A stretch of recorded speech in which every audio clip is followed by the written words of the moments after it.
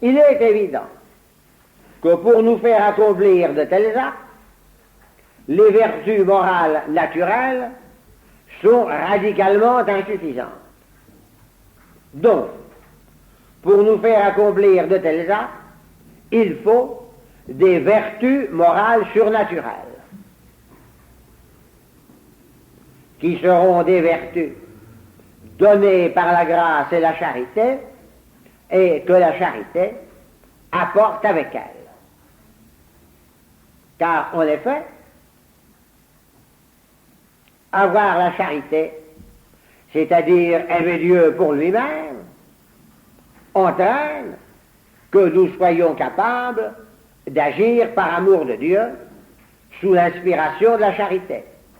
Par conséquent, la charité apporte avec elle l'ensemble des vertus morales surnaturelles. Pour mieux caractériser ces vertus morales surnaturelles, prudence, justice, force, tempérance surnaturelle, il faut voir, premièrement, leur différence avec les vertus théologales, et deuxièmement, leur différence avec les vertus morales naturelles. Premièrement, leur différence avec les vertus théologales. Il y a essentiellement deux différences.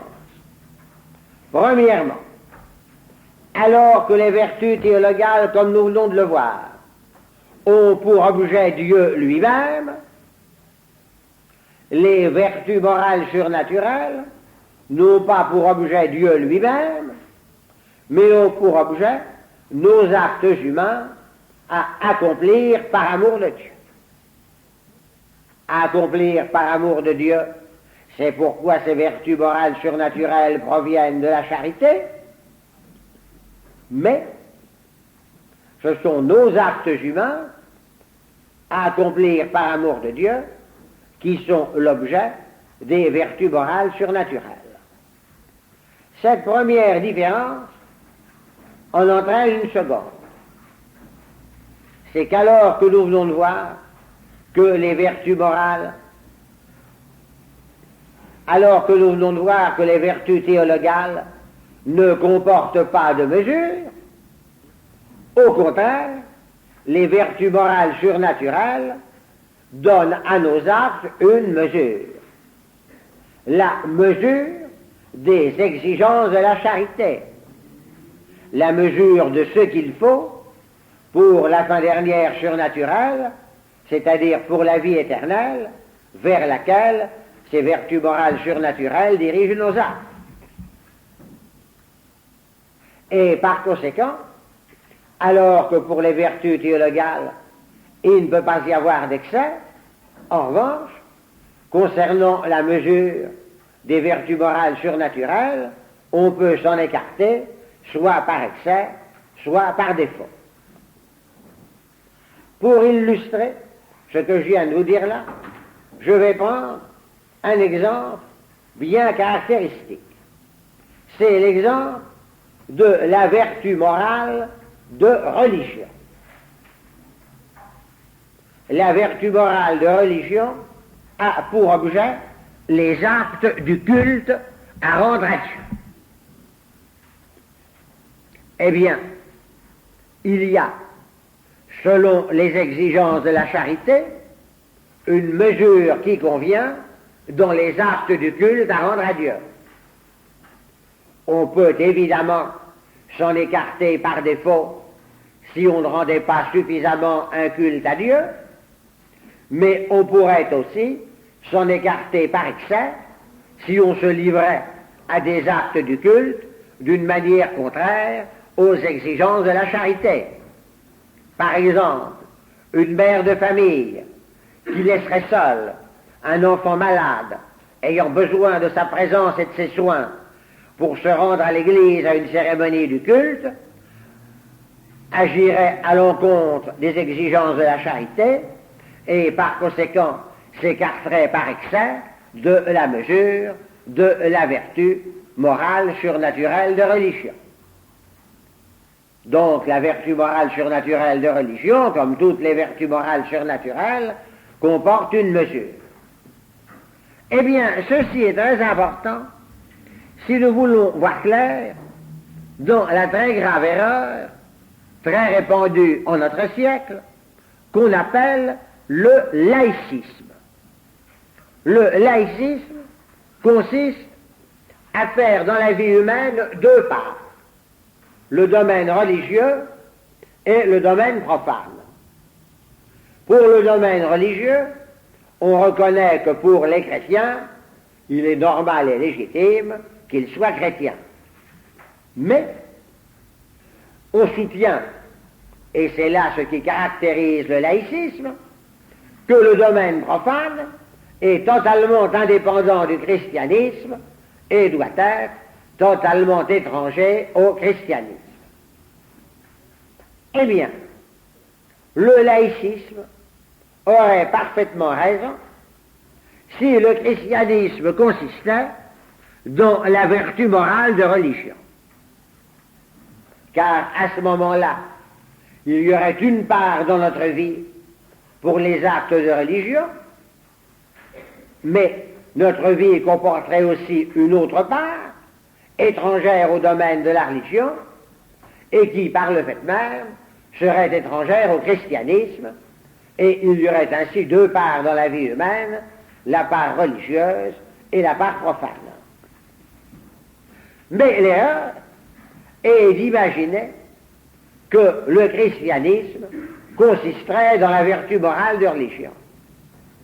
Alors que nous avons vu la dernière fois que le christianisme consiste tout entier dans la vertu théologale de charité. Et comme ce sont tous nos actes, aussi bien dans le domaine profane que dans le domaine religieux, qui doivent être motivés par l'amour de Dieu, c'est-à-dire par la charité, alors le christianisme, qui consiste dans la charité, s'étend à la totalité de nos actes.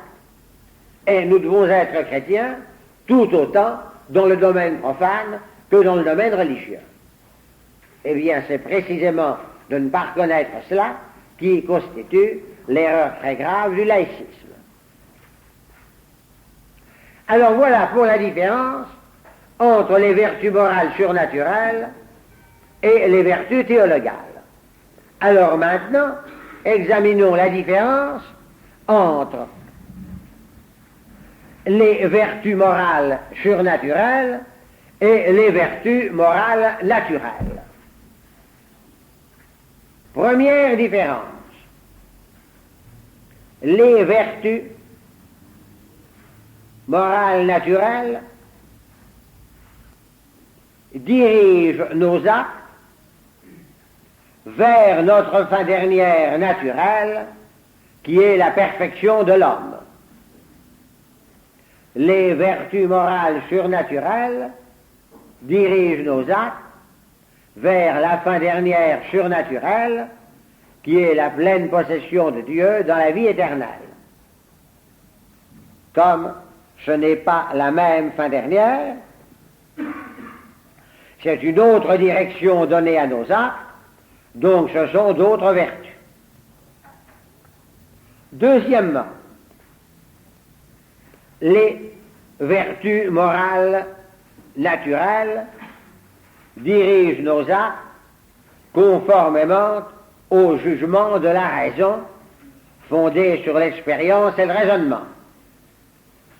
Mais les vertus morales surnaturelles dirigent nos actes à la lumière de la foi, c'est-à-dire à la lumière des enseignements de l'Écriture sainte, des enseignements de l'Église, des exemples des saints. Troisième différence. Les vertus morales naturelles, nous avons vu cela longuement dans le cours de seconde année, sont acquises par nos efforts et formées en nous par l'éducation. Mais aucun effort ne permet d'acquérir et aucune éducation ne peut donner les vertus morales surnaturelles. les vertus morales surnaturelles nous sont données par la grâce qui nous les apporte avec elle. Nous ne pouvons pas par nous-mêmes les acquérir, elles sont de purs dons de la grâce. Et donc c'est la grâce qui nous fait agir par ces vertus morales surnaturelles. Quatrième différence, les vertus morales naturelles, nous avons vu cela dans le cours de seconde année, sont connexes dans la prudence. Mais les vertus morales surnaturelles sont connexes dans la charité. C'est la charité qui nous les donne, qui les apporte avec elle, qui fait leur lien et leur unité. C'est la charité qui, en les motivant par l'amour de Dieu, leur donne leur nature de vertus morales surnaturelles. Et c'est pourquoi on peut dire que la charité est la cause formelle des vertus morales surnaturelles. Dernière différence, les vertus morales surnaturelles, je vous l'ai dit il y a un instant, ont une mesure, mais elles n'ont pas la même mesure que les vertus morales naturelles. Car ce qui est suffisant pour la perfection naturelle de l'homme ne suffit pas pour se diriger vers la vie éternelle. Je vous ai fait tout un cours l'avant-dernière fois pour vous montrer que les exigences de la morale surnaturelle ou chrétienne dépassent infiniment les exigences de la morale naturelle. Diriger nos actes vers la vie éternelle leur donne une autre direction que de les diriger seulement vers la perfection naturelle de l'homme. Par conséquent, si les vertus morales surnaturelles ont une mesure, c'est une autre mesure que les vertus morales naturelles. Et pour illustrer cela, vous n'avez qu'à reprendre les exemples que je vous ai donnés l'avant-dernière fois, quand je vous ai montré à quel degré les exigences de la morale surnaturelle ou chrétienne dépassent les exigences de la morale naturelle. Voilà donc ce que nous avions à voir concernant les vertus morales surnaturelles. Alors, troisième et dernière partie de ce cours, les dons du Saint-Esprit. Les vertus morales surnaturelles dont je viens de vous parler suffisent-elles pour nous faire agir pleinement selon toutes les exigences de la charité et nous diriger vers la vie éternelle? Eh bien, il nous faut voir maintenant qu'elles ne suffisent pas. Et la raison en est celle-ci. C'est que les vertus morales surnaturelles sont surnaturelles quant à leur source, qui est la grâce et la charité, et quant à leur finalité, qui est la fin dernière surnaturelle.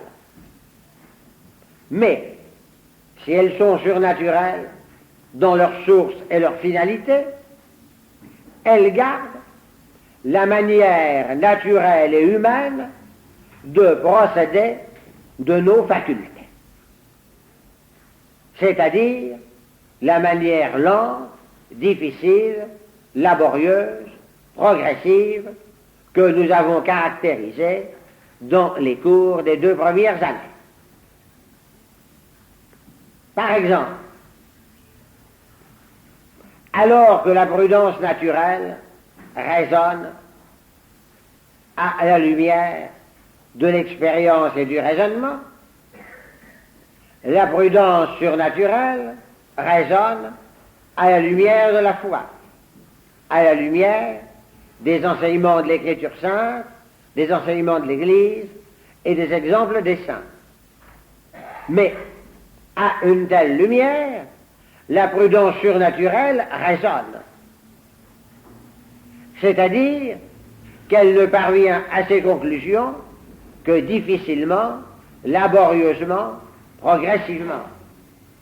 Et alors elle hésite et elle tâtonne. Et elle peut se tromper. Elle a les lenteurs, les hésitations, les incertitudes du fonctionnement naturel de l'intelligence humaine.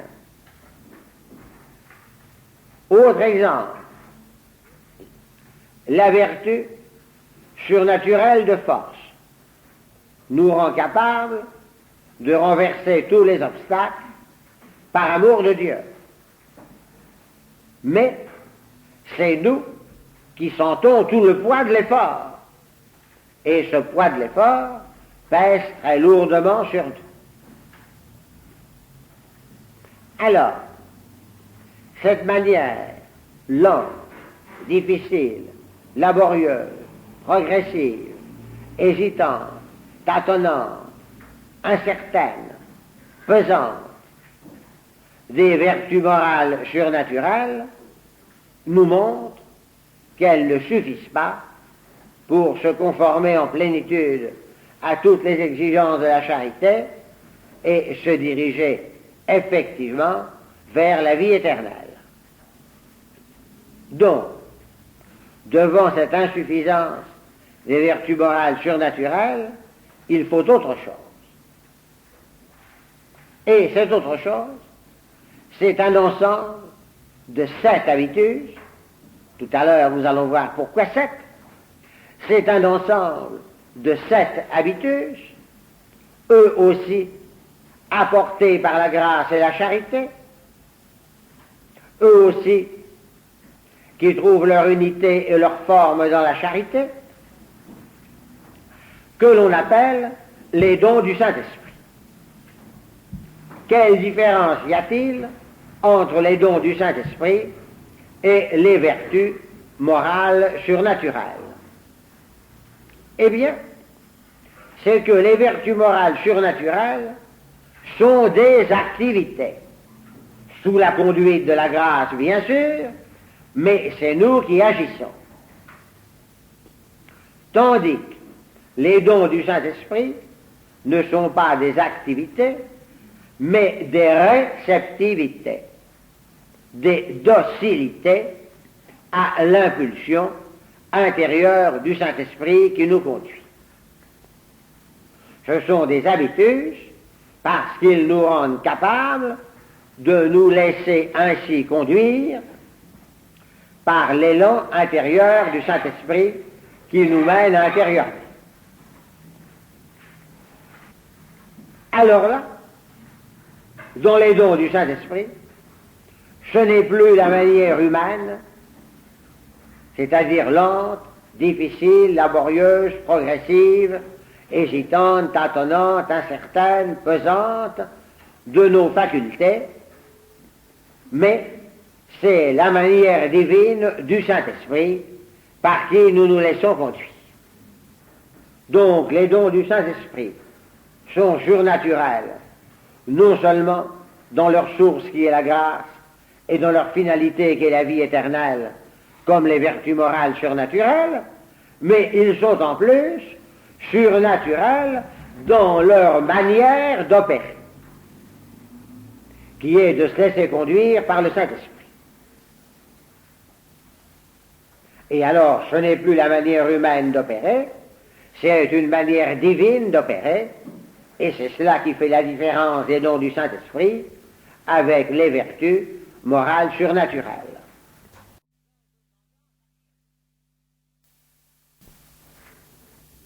Si vous voulez une image qui vous aide à comprendre, eh bien, les vertus morales, c'est comme une barque qui avance à chaque coup de rame, de vague en vague, donc lentement et laborieusement, par le pénible effort des rameurs.